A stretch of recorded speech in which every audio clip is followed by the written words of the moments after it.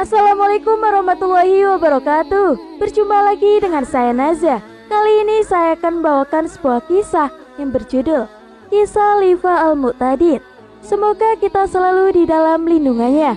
Jangan lupa untuk klik like, komen, subscribe, dan bunyikan loncengnya agar kalian tak ketinggalan kisah menarik lainnya.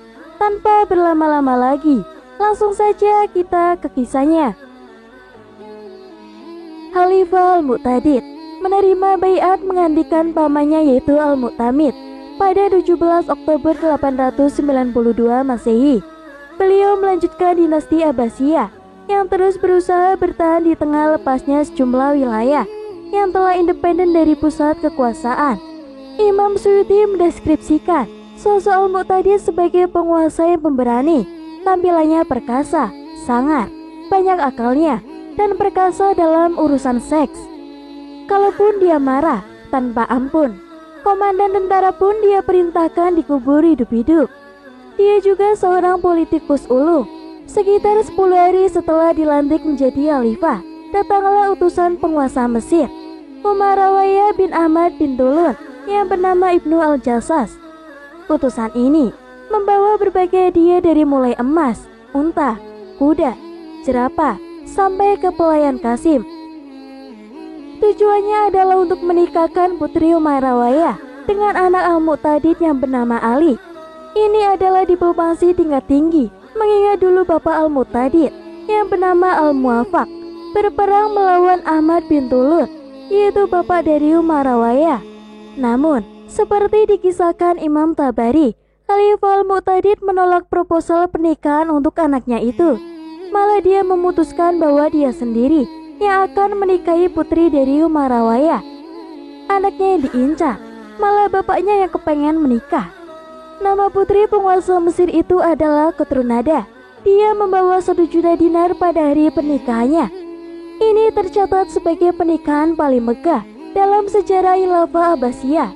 Bapaknya pun diangkat resmi sebagai emir yang menguasai wilayah Mesir dan Syria, dengan kewajiban menyetor 300.000 dinar per tahun kepada Al-Mu'tahid, sang khalifah yang juga sekaligus menantunya.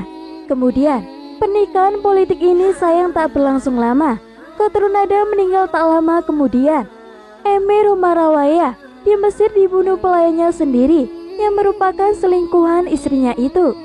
Anak lelaki Umarawiyah yang bernama Jais berkuasa menggantikan bapaknya sebagai emir. Namun, hanya berkuasa beberapa bulan. Dia kemudian diturunkan dan dibunuh, lalu digantikan oleh adiknya, yaitu bernama Harun. Suasana kacau di Mesir ini langsung dimanfaatkan oleh Al-Mu'tadid yang menancapkan kuku kekuasaannya dengan sangat tajam. Pada 3 Maret 893 Masehi, Khalifah Al-Mu'tadid memimpin sholat Idul Adha. Tetapi, ada yang aneh. Baik Imam Tabari maupun Imam Suyuti sama-sama melaporkan bahwa Al-Mu'tadid mengucapkan takbir sebanyak 6 kali pada rakaat pertama dan hanya mengucapkan sekali takbir di rakaat kedua, dan kemudian tidak terdengar dia menyampaikan sebuah khutbah. Yang dilakukan oleh Al-Mu'tadid ini tentunya merupakan sebuah pelanggaran fatal. Berbeda dengan jumhur ulama dalam mazhab Hanafi, membaca Al-Fatihah itu bukanlah sebuah kewajiban, bisa diganti dengan surat yang lainnya. Jadi, kalau berdasarkan mazhab Hanafi, jangankan keliru membaca surat Al-Fatihah, tidak membaca Fatihah saja, sholat akan tetap sah. Masalah takbir dalam sholat Id ini, ada beberapa pendapat yang tercatat dalam literatur keislaman. Pertama, mayoritas para ulama berpendapat jumlah takbir sholat Id itu adalah 7 kali di rakaat pertama dan 5 kali di rakaat sebelum membaca surat Al-Fatihah. Inilah pendapat mayoritas sahabat para nabi, para tabi'in, fuqaha 7 di Madinah, dan juga Khalifah Umar bin Abdul Aziz. Begitu pula pendapat Imam Syafi'i dan Imam Malik. Kedua, Imam Malik berpendapat 7 takbir di rakaat pertama, termasuk takbiratul ihram. Sementara Imam Syafi'i mengatakan 7 takbir itu tidak termasuk dalam takbiratul ihram. Kemudian, Imam Malik hanya mewajibkan mengangkat tangan saat takbir yang pertama di rakaat yang pertama. Setelah itu, tidak perlu mengangkat tangan saat membaca takbir. Ketiga, Ibnu Abbas, Anas bin Malik, keduanya sahabat Nabi, dan Sa'id ibnu Musayyab berpendapat rakaat pertama dan kedua sama-sama 7 kali.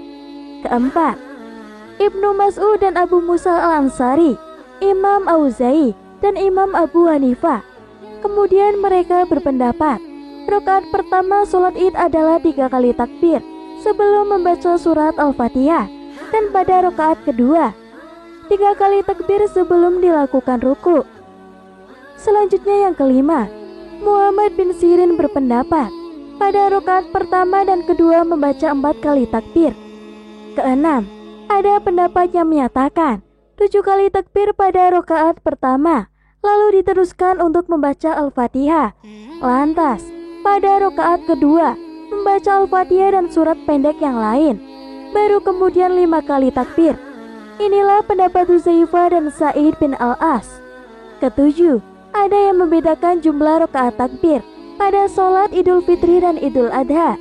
Diriwayatkan, Ali bin Abi Thalib berpendapat pada sholat Idul Fitri adalah 11 kali takbir, 5 di rakaat pertama dan 6 di rakaat kedua. Sedangkan pada sholat Idul Adha adalah 3 kali takbir pada saat rakaat pertama dan 2 kali pada rakaat yang kedua. Kesangarannya membuat dia dijuluki sebagai Abu Abbas As-Saffah, bukan saja karena dia berhasil memimpin dinasti Abbasiyah dari jurang kehancurannya, namun Al-Mu'tadid juga mengikuti As-Saffah, pendiri dinasti Abbasiyah yang terkenal sangar dan gerang terhadap lawan-lawan politiknya. Siapa yang melakukan kesalahan di depan Al-Mu'tadid, maka dirinya akan terkena hukuman yang sangat berat. Misalnya, menurut Imam Suyuti, ada 3 pencuri kebun yang dihukum mati oleh Al-Mu'tadid. Tindakan ini tentu melebihi ketentuan pemahaman tentang tradisional fiqh jinayat, yang paling maksimal hanya menjatuhkan hukuman potong tangan, bukan malah dibunuh. Masa kepemimpinan Al-Mu'tadid juga ditandai dengan berbagai fenomena alam dan berbagai musibah bencana alam. Terjadinya gerhana matahari yang disusul dengan badai angin, kemudian menyusul gempa bumi dengan korban 150.000 penduduk. Sekarang-garangnya khalifah tentu takluk dengan kekuatan alam. Kemudian Imam Suyuti juga menceritakan bahwa terjadi luapan air di sejumlah kota, sehingga air bersih susah didapat. Penduduk tidak sanggup membeli air bersih yang harganya mendadak meningkat. Alhasil, banyak yang kelaparan, dan karena darurat terpaksa memakan bangkai binatang. Secara fiqh, tentulah ini sangat dibenarkan. Ada pula warna merah di langit Mesir, saking terangnya, sehingga melihat wajah ataupun bangunan lain itu menjadi warna merah semua. Ini berlangsung dari asar sampai malam hari. Setahun kemudian, di kota Basra juga berembus angin kencang yang berwarna kuning, kemudian berubah menjadi hijau dan hitam.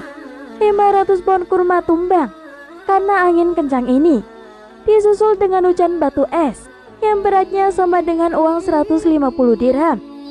Hujan batu es ini membuat rusak sejumlah kota-kota. Ini artinya, mau negara yang pakai sistem khilafah atau sistem demokrasi, yang namanya fenomena alam dan musibah bencana alam, itu tidak dipilih-pilih datangnya. Jangan pula terburu-buru menganggap setiap bencana alam sebagai azab dari Allah. Paling penting, kita mengantisipasi agar musibah bencana alam ini bisa kita minimalisasi dengan dampak dan korbannya. Kemudian, bukan lagi rahasia umum kalau Al-Mu'tahid mengemari perempuan dan bangunan. Keduanya sangat pas dan cocok.